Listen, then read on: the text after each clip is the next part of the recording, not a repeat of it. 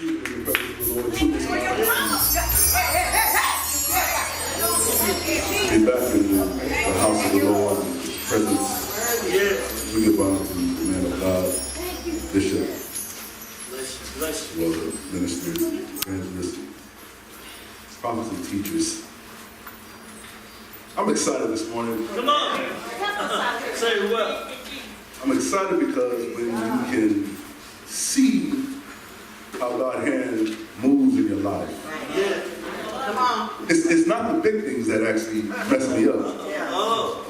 It's the smallest of detail of when you know God is right there. Say that. Is that all right? Have you been there before? Where it don't take a car to get you happy. Come on. But just for Him to show you a little detail of something. Just to give you a little glimpse of something. To show you right on the right track. Is that all right? Yeah. And I believe this morning you came here and you're on the right track. I want you to go with me real quick. We're not going to be long. I want you to go with me into Exodus. Yeah. The 14th chapter. That's Exodus.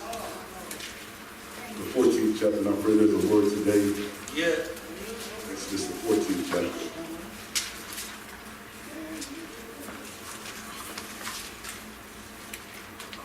Right after Genesis. Right after Genesis. Exodus. 14th chapter. We're going to begin at the first verse. And you have it, so I got it. This is what it says. God is instructing Moses, and He tells him, tell the Israelites to turn back and encamp near Pi-haroth, between Migdol and the sea. Yeah. They are to encamp by the sea directly opposite Baal-Zepon. Pharaoh will think the Israelites are wandering around the land in confusion, hemmed in by the desert. And I will harden Pharaoh's heart. Come on. And he will pursue them. But I will gain glory for myself through Pharaoh and all his army. And the Egyptians will know. Somebody say, will know. That I am the Lord. So the Israelites did this. When the king of Egypt was told that the people had fled, Come on. of course, Pharaoh and his officials changed their minds about them and said, what have we done? Come on. We have let the Israelites go and have lost their services. I want you to look at somebody real boldly, and I want you to just tell them this real quick. Don't allow offenses to hold you back. I want you to tell somebody else that. Don't allow offenses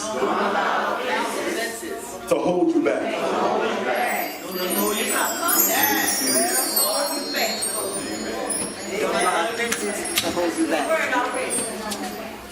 It's amazing because if I back up real quick where it says where the Israelites had to turn back and camp at Pi-haroth. Come on. Pi-haroth was actually a range of a rough and uneven rock. And that was uneven to where you couldn't actually go in it. Okay. And it was basically impassable. You couldn't pass through that way to go to move forward. And what was crazy is the sea was in front of them, but now in back of them are the Egyptians. Right. Say it well. If I just back up just a little bit, is the fact that they have now already fled from Egypt. Well, And yet Pharaoh still has the nerve to still come after God's people. yeah, the nerve. Isn't it amazing when God has delivered you from something, how people try to find a way to keep trying to follow you? Come on. Come on. And they keep trying to hunt you down, and they still try to keep tormenting you and having you feel a certain way. Yes. But what I love about it is the fact that God always sees and knows where you're at. Right. Say it well. Let me take my time. Take your time. The word offense means annoyance or resentment brought about by a perceived insult to or disregard for oneself or one's standards or principles. Let me say that again. Offense is annoyance or resentment brought about by a perceived insult or disregard for oneself or one's standards or principles. It's amazing because if you make a side note in Luke 17, it says, it is impossible that offenses will come. Right. And Jesus tells us that for a reason, because he tells us that because every day we're going to be offended by something. True. Say it well. But I told you already, don't allow the offenses to hold you back. What's amazing is the fact that sometimes our offenses now become a defense. Come on. You see, if we break it down in sports, offense is the one that scores the points. Come on. Say it well. And what happens is the defense is always on the prowl because they're trying to get to the offense. Come on. To disturb or abrupt what the offense is trying to do. Is it all right if I break it down like that? Yes. And what happens is that's why even in offense you have plays because the plays are designed to get through the defense. You see, that's why God has brought his word to us as an offensive book to show us how to get through the schemes and the ways that the enemy would love to trap us with. Come on. Is that all right so far? And what's amazing about that is if you go into John 15 and 2, it says that he is the vine. And in me, he says, you will bear much fruit. But this is where he messes me up. It says that he purged it. Purge it. Yeah. Say it well. That it may bring more fruit. I'm going somewhere. Just stay with me. I promise I'm going to get there. It is the fact that when God is pruning you, it means that he's taking away some things around you that don't need to be there. Come on. It's because the pruning has to take place for the more to come. We say, Lord, that we want more, we want abundance, but the pruning process, it can sometimes be uncomfortable. It can sometimes hurt a little bit. But yet it's still for our good. The reason why I chose Exodus 14 today is because Pharaoh was so offended that God still hardened his heart against his own self for God to now get the glory. I wonder, greater faith, has God hardened somebody's life in your life right now because he's trying to get the glory? But he doesn't want you to get at a place to where you're so offensive that you'll miss what he's trying to do. Wow. Speak a word. Because if I'm too offended, I can't move forward. Come on. That's right. Y'all remember we talked about it a couple weeks ago. It's going to take courage to move forward. Here's the thing. Could it be that God has placed that offense to stir you up, to get you to move where he told you to go?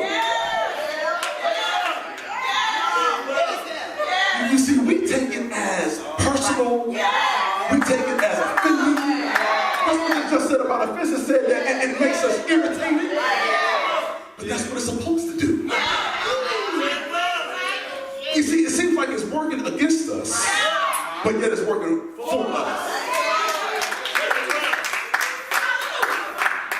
I'm understanding a little bit more as time keeps going, how the scriptures open up in our lives of what they really actually mean. Can I share it real quick? And some of y'all wouldn't hear. I'm going to share it real quick. I told y'all about a month ago I had just got delivered through the word, how the Lord has spoke to me about being offended with my wife still. Come on. he had to release that to me because at the end of the day, I was still holding back. Come on. I wish I could just be real with somebody. Because if you hold back on some things, God is going to hold some things back for you. That's why the scripture says, and now we're going to break the scripture down to where it opens up. Lean not Come on.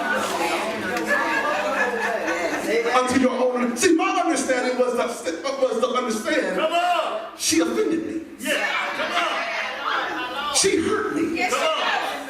Because I was thinking you're supposed to be on my side. Yeah. But yet God allowed it to happen. He was creating the offense to come because he knew that would help move me. You see, we can kick, we can scream, we can holler, but God's still going to have his way. It's going to hurt, it's going to sting, but God will still have the final say-so. Say it well. So with that being said, God was trying to show me, son, even though you're taking it out on her, you're not taking it out really on her. You're taking it out on me. Yeah.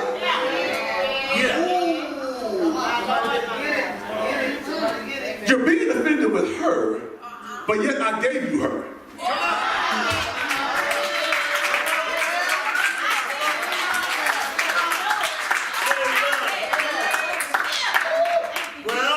You're being offended with her, but I blessed you and was the one that set it all up for you. Come on. That's why his scripture also says, for I know the plans. They're not to harm you. Come on, they're good. They're good and to prosper you. And this is what I love about it. If you allow God to really be real with you, that's why it says, be not wise in your own eyes. Say it well. It's so easy to be so wise in your own eyes and having the wrong understanding. You can carry a wrong understanding for so long, and you're trying to ask why aren't the blessings coming? It's because the understanding is so jacked up that you can't see further down where God is trying to take you. You see, if that understanding has been misled, then you're going to see things that you have no business seeing. You see, Pharaoh's understanding was still jacked up. Even when he saw the miracles of God, he saw the wrath of God. But yet his understanding was so offended because he thought he was his own God. It's a dangerous thing to become your own God. Because it says pride comes before destruction. You see, he was so into himself that it hurt him so much that he's still now trying to chase what God already released. Come on.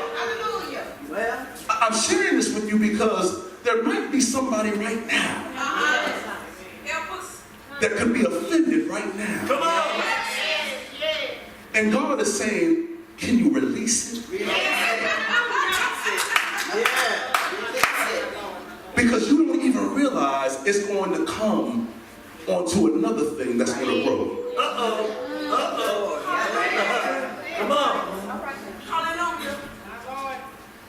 There might be a root right now that's stuck in you. Come on. And you don't even know how you got it. But this root is causing unforgiveness. It's causing strife. Come on. Come on. It's causing jealousy. It's causing envy. And you're trying to find out, where did this thing come from? Say it well. It came from offense. Somebody somebody might just say something wrong to you real quick, and it triggers it just like that. Just like that. Say it well. Say it well. Are y'all hearing what I'm saying? Yeah. Because sometimes we don't realize on a day-to-day basis what we're encountering and what we're receiving, that it makes our spirit toxic Come on. if we're not careful to clean it out. I had been dealing with this, y'all, for the last 3 years. Come on. And yet, it was still a root in me. Come on. Is that all right if I keep being transparent?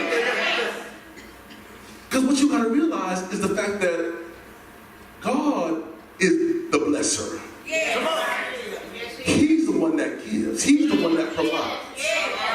And what it had to do for me is it had to humble me even more to the place that God had to say, son, if I'm going to use you on another level, I got to have you deal with this right here. That's good. You can't keep faking the funk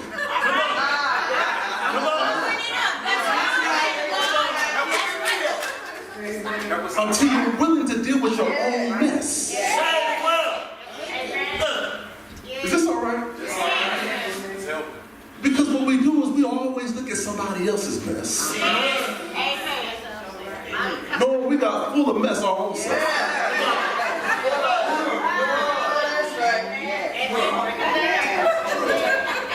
Say it well. But what I love about what God does, He still takes His time with us. He's still patient with us. Through the whole process, He's still saying, I'm still going to hold your hand. Come on. I'm not going to leave you nor will I forsake you. You might not understand why I'm having to do it, but just keep going through it. I'm just trying to encourage somebody today. It's because the harder the purge is, the more fruit is right there. The more the purge is, the more joy comes. The more the purge is, the more strength comes. The more the purge is, the more wisdom comes. Say it well. The more the purge is, the more understanding. The more the knowledge. It's amazing because God is not trying to offend us, but He's trying to grow us. Come on. Come on. It's a growth process. Yes, it is. You see, Pharaoh wouldn't have chased him again if he wasn't offended. Come on. But since he was offended still, God hardened his heart. I'm saying to us today, and I'm almost finished, when we release that hardness, God can release everything Come on. Say it well. that He has waited on us. But if we allow all the things that are around us, our circumstances, our problems, everything that we go through on a daily basis, we can look at that as going against us instead of for us. Because my Bible says greater is He. Say it well. Say it well. The Lord spoke to me the other week and said, I'm wanting to show you how the scriptures really unfold themselves. Come on. Say it. To show you why I say these things, of how it really works in your life, of how to really apply these things. You see, you're not just reading the Bible just to read a good word. You're not just reading the Bible for a good story. You're reading the word for it to become flesh in your own life. Amen. That's right. Did you hear what I just said? We're reading the word. I don't know. It's amazing because even when I was reading the story again, it's like the Lord took me there to see this stuff. It's like it becomes so real for you to start to see what was going on around them, where they were at, how they had to move forward. Don't you want that to be activated in your life? The word to become flesh. It's one thing to quote the scripture, but it's one thing to walk and live in the scripture. Come on. Say it well. 21 was told to me a long time ago. But yet I had to keep walking through to see what it meant. That I will lift up my eyes into the hills, from which cometh my help. Because my help cometh from the Lord that made heaven and earth. It's like he had me to memorize those verses, but yet I still didn't have the understanding of who he really was. Is that all right? Yeah. See, some of us think that it's an overnight process, that we should just be able to boom. But how many know that when God has his hand on you, he's going to take his time with you?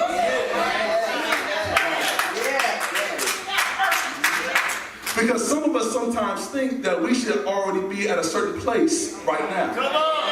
We feel like it shouldn't take 5 or 10 years. We feel like we should have already been there right now. Come on. But the question that we have to ask ourselves, would we really be mature to handle what God had for us right now? Right. Because I'd rather wait for it than to have to lose it again. Come on. Did y'all hear what I just said? It's better to be so low key. That's why it says that he blesses the humble. The meek shall inherit the earth. Did y'all hear what I just said? You see, when you go real low, God knows how to bring you back real high. And so what I love about it, he knows how to do it in his own time. Is this all right? He knows exactly when you're going to have that promotion. So you ain't got to rush the promotion. He knows when he has that next blessing waiting for you. Just pass the test where you're at. Think of where you're at right now. Did y'all hear what I just said? It's because even when the Israelites got scared and they started to ask Moses, why do you have us out here? You might as well have left us to die in Egypt. But yet they did not realize God was already ahead of them. He already knew where the steps where he was taking them to go, because there was a cutoff date for the Egyptians. See, there's a cutoff date for your enemies around you, that they can't even mess with you no more. See, there's a cutoff date, so when you won't look back and see them no more. But trust the process and thank God for the process, because it's still strengthening you and it's still getting you stronger for where God's trying to bring you. Did you hear what I just said? That means, and we talk about this all the time, if you have to cut some folk off, if you have to be by yourself for a little while, if you have to be by yourself for a season, to get more season, say cut off right here. Well, you don't understand, mister. It's going to probably offend this person and that person. Let it offend them. Because God is trying to get us past what man has to keep saying. See, when we get to a place, and I said this before, when we get to a place to where we don't care what man thinks about us, what man says about us, then God can really use us. But if I care so much of what you think, who I am, what I got on, and what I drive, who I am, where I stay, where I work, then I'm now working for you. You now own me. Because I'm working to please you. Instead of pleasing God. God forbid, though, God's going to get the glory out of it. And what I love about him, y'all, he's not going to come short of his word. If he begin a great work in you, he's going to finish it. Say it well. Did y'all just hear that? He's going to finish what he put in you. And he's not going to lead you. He's not going to leave you. And he's not going to forsake you. He just wants to see, how much do you trust me? know it hurts, but how much do you still trust him? Say it well. There's somebody right now that has a situation that you're still stuck right there.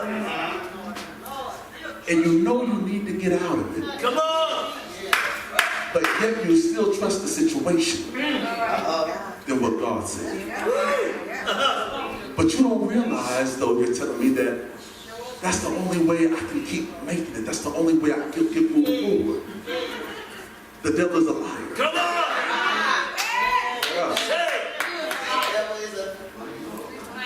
I know the plans I have for you. The situation, the person doesn't know the plans.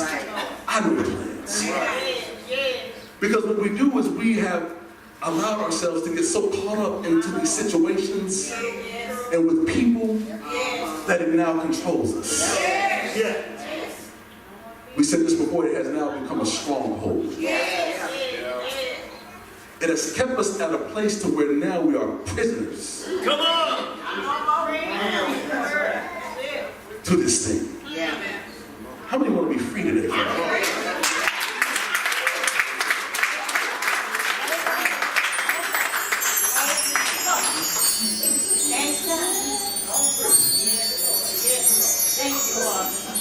When God begins to speak to us, let me tell you something.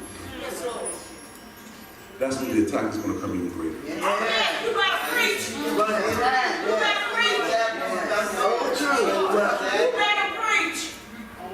When God releases a word to you, you best believe it's going to be tested. And what I want us to get today, and I'm done, is that even though God gives you the word, it's not to destroy you, but it's to show you how powerful God's word is. That it doesn't matter what comes, it doesn't matter what goes. His word is still authentic, and it will perform exactly what it said. Let us all stand.